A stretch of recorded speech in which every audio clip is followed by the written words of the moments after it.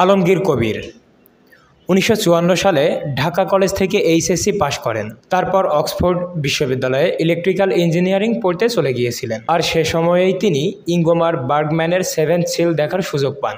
ছবিটি দেখে তিনি এতই মুগ্ধ হয়েছিলেন যে বেশ কয়েকবার দেখেন। তারপর তিনি চলচ্চিত্র নির্মাণের প্রতি আকৃষ্ট হন। আলমগীর কবির ইংল্যান্ডের কমিউনিস্ট পার্টিরও সদস্য হয়েছিলেন। ১৯৬৬ সালে দেশে ফেরার পর বামপন্থী আন্দোলনে যুক্ত থাকার কারণে আইয়ুব সরকার তাকে গ্রেফতার করেন। ১৯৭১ সালে তিনি স্বাধীন বাংলা বেতার কেন্দ্রে ইংরেজি বিভাগে প্রধান হিসেবে যোগ দেন। দেশ স্বাধীন হওয়ার পর আলমগীর কবির পূর্ণদৈর্ঘ্য চলচ্চিত্র নির্মাণ শুরু করেন। তার নির্মিত ধীরে বহে মেঘনা, সূর্যকন্যা, সীমানা পেরিয়ে ইত্যাদি ছবিগুলো সুধীজন ও বোদ্ধা মহলে প্রচুর সমাদৃত ও প্রশংসিত হয়। ১৯৮২ সালে আলমগীর কবির মোহনা চলচ্চিত্রটি নির্মাণ করেন।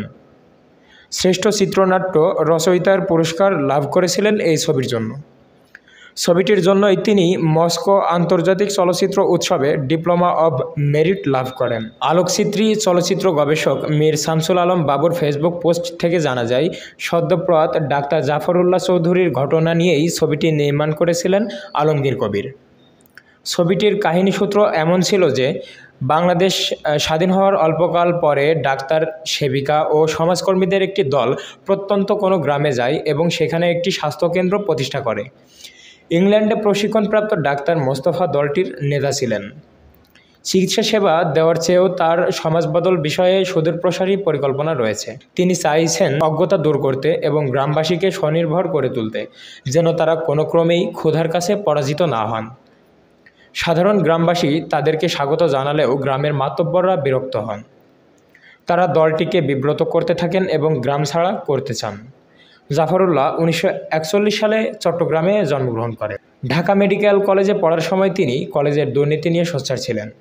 পরে কলেজ ছাত্র সংসদের সাধারণ সম্পাদকও হয়েছিলেন তিনি। ঢাকা মেডিকেল কলেজে পড়া শেষ করে তিনি যুক্তরাজ্যে যান এবং সেখানে সার্জন হিসাবে সুনাম লাভ করেন।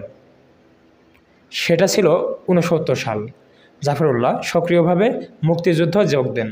যুদ্ধকালীন সময়ে গড়ে তোলেন বাংলাদেশ ফিল্ড হাসপাতাল। দেশ স্বাধীন হওয়ার পর তিনি বিলাতে না গিয়েই দেশেই মানুষের জন্য কাজ করতে শুরু করলেন। বাংলাদেশে ১৯৮২ সালে চালু হওয়া জাতীয় ঔষধ নীতি প্রণয়নে তার উল্লেখযোগ্য ভূমিকা রয়েছে। ছাত্রজীবনে তিনি বাম ধারার রাজনীতি করেছেন, তবে পরে সেখানে আর সক্রিয় রাজনীতি করেননি। স্বাস্থ্যনীতি, ঔষধ নীতি ও নারী শিক্ষা নিয়ে ডাক্তার জাফরুল্লাহ চৌধুরী সরকারকে প্রভাবিত করেছেন।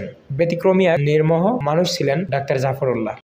ডাক্তার জাফরুল্লাহ এবং চলচ্চিত্রকার আলমগীর কবিরের ব্যক্তি জীবনেও দারুণ মিল লক্ষ্য করা যায়। তারা দুজনেই বিলাতে পড়তে গিয়েছিলেন, মুক্তিযুদ্ধে সক্রিয় ভূমিকা রেখেছেন, বামপন্থী চিন্তাধারায় লালিত হয়েছেন, দেশ গঠনে স্ব স্ব ক্ষেত্রে ভূমিকা রেখেছেন।